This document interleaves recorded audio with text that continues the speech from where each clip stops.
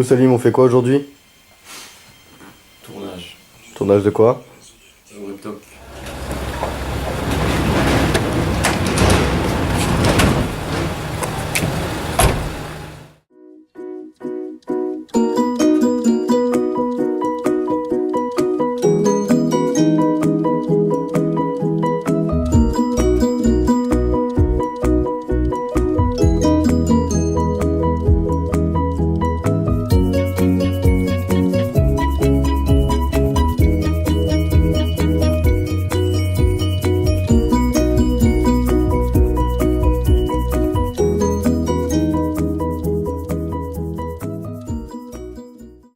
Bonjour. Bonjour.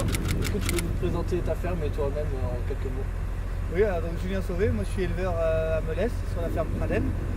On produit du lait, de la viande bovine, du porc et du cidre, avec une partie en vente directe.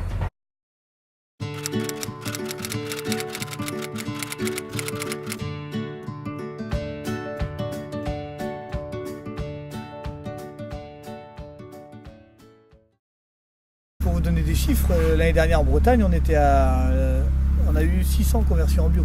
Aujourd'hui, on est à 2600 fermes en bio en Bretagne. Donc il y a une vraie demande. En fait, c'est ça qui est hyper intéressant en ce moment, c'est qu'il y a une vraie demande des producteurs pour passer en bio. Ou en tout cas, même s'ils n'y passent pas, tout le monde s'interroge sur son système. C'est-à-dire qu'aujourd'hui, la bio, elle est aussi...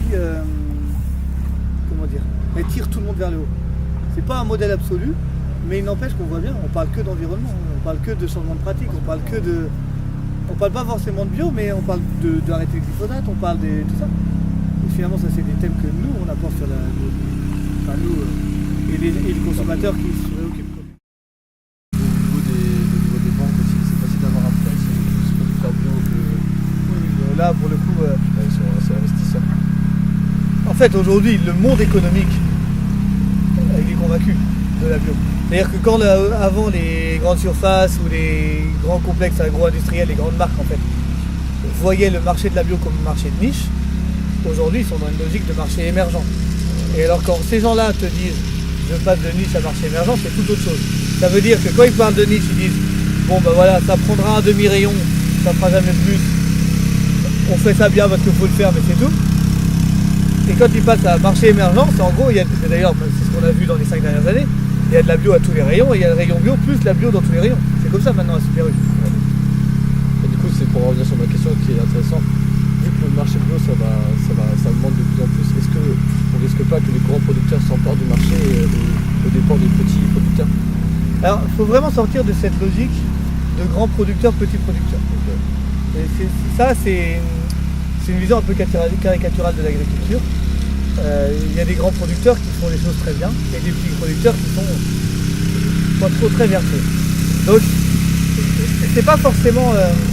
faut vraiment avoir en tête que la diversité des modèles agricoles et la diversité des fermes va permettre justement une progression encore plus rapide. C'est ce que je vous disais tout à l'heure. C'est-à-dire qu'une grosse ferme, elle va avoir des capacités d'investissement et des capacités de prise de risque qu'une petite ne va pas forcément avoir. Donc une capacité d'innovation aussi.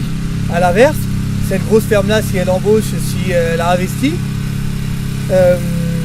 la prise de risque, elle sera peut-être plus délicate, quoi. Donc une petite ferme, voilà, et en fait chaque structure va avoir des contraintes qui sont différentes et donc va développer des mécanismes qui vont être différents. Mais une fois que ces choses-là sont créées, elles peuvent servir les autres. Et c'est ça qui est hyper intéressant. Tout le monde tire vers le voilà, donc aujourd'hui, on n'est vraiment pas une idée, il n'y a pas, ce que je vous disais tout à l'heure, il n'y a pas un modèle de bio.